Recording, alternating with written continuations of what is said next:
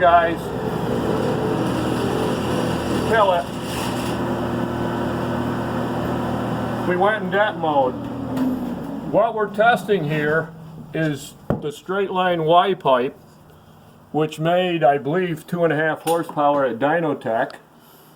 And upon looking at it, Jason Houle doesn't have a 3-plane stamp. He's got a standard stamp. It's got a sharp angle at the end.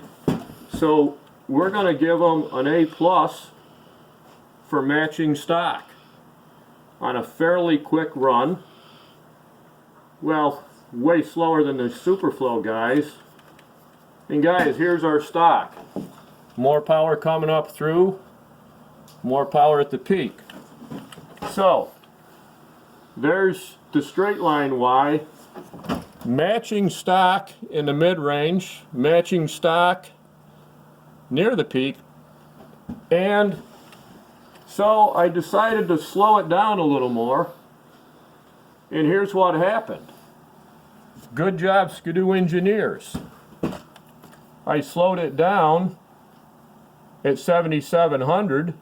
Out in the field at 7,700, 78, we're on the clutch. The sled likes to run 79, and I believe it set off a det sensor a little, probably pulled the valves back.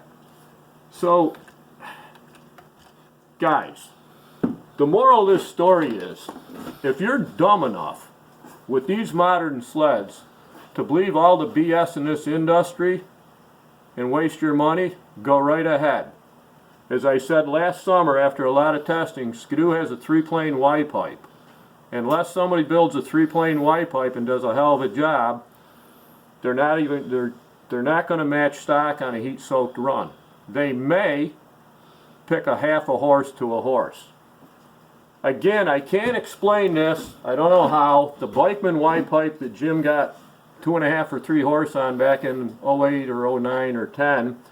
We tested real quick, saw 1.5. We tested like this, and this was on a motor that didn't detonate, and we lost 5.8. Guys, there's something to do with dynamics. We know this from racing sleds from 500 feet to quarter mile. There's something to do with the dynamics when your engine is up at peak, not like on a Superflow where the guy starts in and he goes the same speed from 6 grand to peak, and he's at peak for a half a second. It means nothing in the real world. The other instance I want to give for you guys that are still clueless, years ago on Skidoo Mike's XP808 800, where I went to the old Ford shootout, we clobbered everybody. That's a sled I didn't port for a year. I think it was 09 because the port was high. I raised the port higher. We made 5 horse porting. We bored the carbs. Anyhow, I ran 1,000 feet wide open. I ran 1,000 feet back. The sled ran fine. We dynoed at 10 seconds wide open. It ran fine.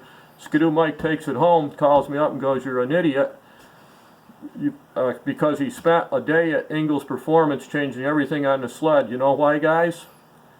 After running across a cornfield wide open, a quarter mile, the thing would go into detonation mode. He had to go up 2 jets more than we had on the dyno. So guys, unless somebody dynos 10 to 15 seconds at peak power, it's worthless on these new sleds.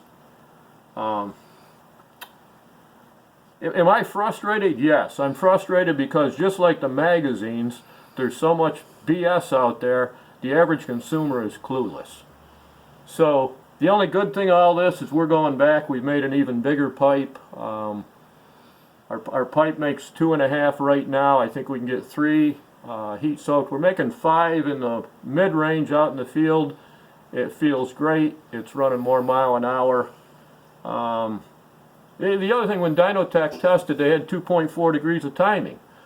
We're running stock timing, and as you can see right here, when we hold it there, it didn't like it.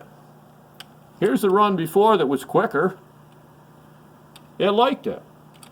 So I'm going to tell you right now, you clowns that want to run 2 degrees of timing, which I knew from you guys on the phone out in the field, it's not going to work. 1 max on an 850. To be continued.